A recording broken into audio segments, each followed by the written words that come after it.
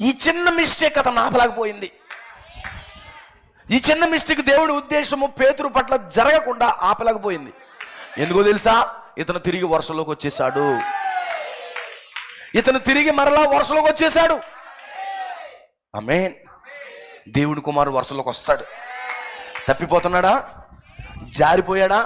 ఒక పరిశుద్ధాత్మ కేక వినబడుతుంది, నువ్వు మిస్టేక్ని సరి చేసుకో, నీ పొరపాటు సరి చేసుకో, నువ్వు వరుసలోకి రా అని పరిశుద్ధాత్మ ఎప్పుడైతే హెచ్చరిక చేస్తుందో అతడు తిరిగి మరలా వరుసలోకి వస్తాడు. దేవుడికి స్తోత్రం కలుగును గాక. వరుసలోకి వచ్చేస్తాడు అతను. పేతురు వరుసలోకి వచ్చేసాడు, తప్పుకున్నాడు, ఇమీడియట్గా వచ్చేసాడు. ఆమేన్. వచ్చేసి ఇప్పుడు ఏం చేస్తున్నాడు? ప్రభువు కొరకు. ఇప్పుడు మరలా సిలువ వచ్చింది.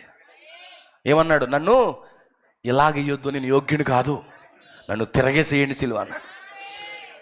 ఇప్పుడు దేని మీద దృష్టి పెట్టాడు? సిలువనెత్తుకుని నడుస్తూ ఉన్నాడు పేతురు. ఆమేన్.